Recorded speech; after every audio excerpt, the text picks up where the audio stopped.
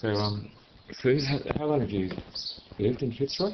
1968, I moved here. Yes. So that's just over 30 years. Okay. And where did you come from before? I lived in Chelsea, which was a Bayside suburb, so I wasn't very impressed about coming to live in Fitzroy. Yeah. And so I gave myself 2 years to live here. Yeah. And why didn't you want to come to Fitzroy back then? It's pretty well documented my thoughts about Fitzroy in those days, because I just said I didn't want to come back and live in the hovels of Fitzroy. I'd spent some of my early years in Abbotsford, which was another inner city suburb. Yeah. So I'd gone to did 1 year at Princess Hill Secondary College before we moved down. Then I finished my schooling at Bomb Beach High School, so I was none too impressed about moving back to Fitzroy. So it was 2 years, and then we were to go back. The idea was to move back down to a Bayside suburb. So it's just that Fitzroy was a bit run down, no beaches, that sort of thing. Yeah, that's true. And there was I didn't know anybody, and to me it was just they were known as the hovels basically. I think the housing commission were ready to come through and pull the whole area down. So that was my impression from living in the Bayside suburbs, having to come up into an area like this was, I was none too impressed that it was going to be cheap, and that was what was important. Yeah. And so why did you decide to stay? We actually travelled overseas, so that changed a lot of my outlook on life, I think. Just in 1969 we travelled overseas did the backpacking thing. Yes. And so then coming back, I thought Fitzroy looked like every other European city, really. Yeah. So I still felt comfortable, but I was still prepared to leave. I was still wanting to leave because I didn't think I didn't want to necessarily bring up children. Yeah. In the inner area, so we were still. Why was that? Just no space. Space, just thought, and I think there's this myth in Australia that you've got to have a quarter-acre block. Yeah. And you need all this thing. So we were still looking to move out, and we could never actually find anywhere that we liked really, or we got priced out of areas that we really liked back in those days. So we kept staying, and then when we finally did have children, that's when we actually started to meet loads and loads of people. And then it was like, well, why would you leave? Yeah.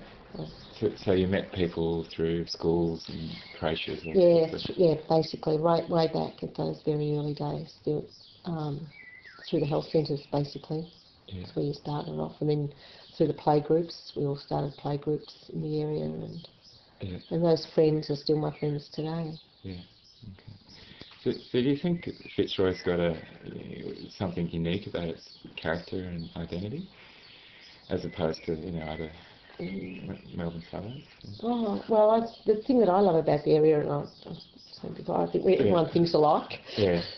That's what I love about the area, that everybody thinks on similar lines to how I feel and my values, and that's what I really like. So that no matter where you are, even if you're meeting someone for the first time in the area, you'll start a conversation and straight away you're on the same wavelength. You're certainly not talking out of left field. Yeah. And yet if you go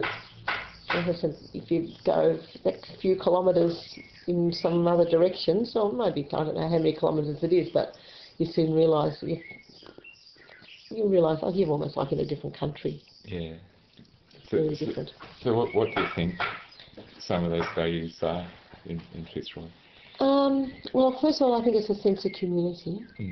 And people care not necessarily for themselves, but for the community as a whole. So it may not necessarily be the best thing for them, but it might be the best thing for the area. And so therefore they're willing to compromise on what's the best overall, rather than just what's best for the individual or for themselves personally. So this would be like in terms of developments or well, yeah, like in lots of things, like I just think the whole thing at the moment, even with the race issue that we've got, with the refugees. Yeah. I mean, I cannot believe that there are people out there that don't see the big picture. And I just, yet we're in here, everyone you talk to understands why we should be having, accepting people coming into our country. You can see the value of it. Absolutely, and the value that people bring and things like that, So I find it really difficult if I have to move out of. Oh, look, I'm in a comfort zone, and I admit it, and I don't want to move out of a comfort zone now that I'm. That I'm here. Yeah. So Fitzroy, for a lot of new migrants, would be the first image of Australia too. That's right. That move here through the commission flats. That's true. And we've seen, over the years, you've seen the different waves of different nationalities moving through. Yeah. And then what we get out of that are we get the best. Yeah. We get all the best values that they bring to us, and so we're all the richer for it. Yeah. So Vietnamese, Hmong. Absolutely. And, that's right. Now the Afghanis. Yeah, that's right. Yeah. Exactly. And we've, when I was younger growing up, you had when I was young, really young, I went to Princess Hill. I think I mentioned that before, and I only did 1 year there, but the majority of the students were Jewish. Yeah. So that was how I knew a lot of this area, the North Carlton area, as being a Jewish area. Yeah. And the rest of the area was older Australian, and then from there we went through the Italians, and then the Greeks, and then the Yugoslav, and the Croatians or whatever, and then you had the Turkish. Yeah. Then going through then to the Vietnamese and the Hmong, and now, as you say, the Afghanis and things like that. But look, what we've got out of all of that, what you sit here and think, what nationality are we going to eat tonight? What food and things like that. Just wonderful. Yeah. So would you say that diversity is one of the things you value the most about living here? Yeah, absolutely.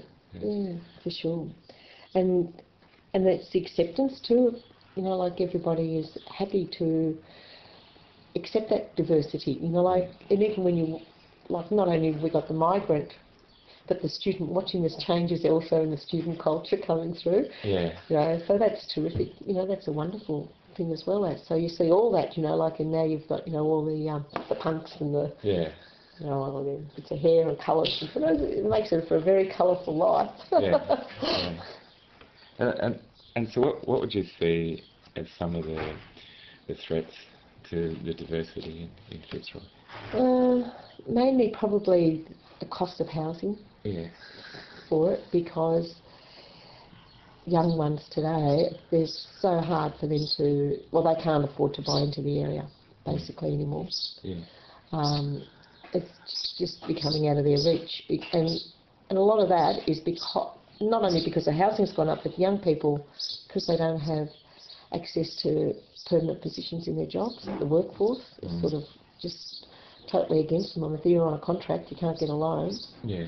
So, and how long do you have to work till you can get a permanent position these days? Some people in their 30s and 40s before they're even offered anything that looks like a permanent position. And then just reading even about the HECS repayments and so if you do that, how can you pay a mortgage? Yes. You can't. So, it's that's where they're up against it so much. So where do the young ones go? 500 miles out of Melbourne or somewhere to live. Yeah. Not very nice. Yeah.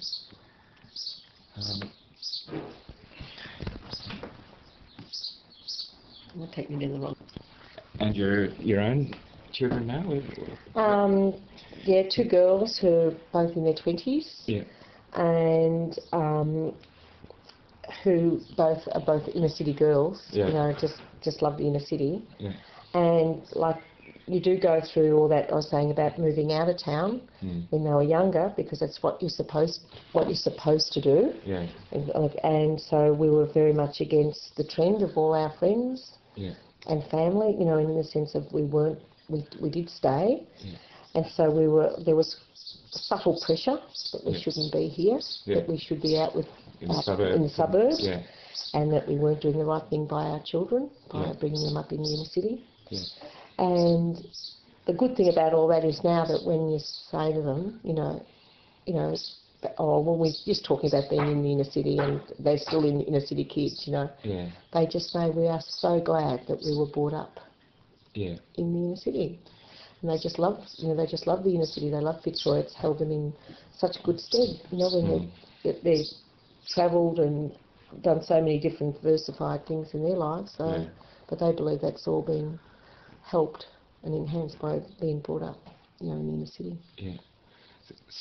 So, what do you think part of that pressure was of moving out to the suburbs? Was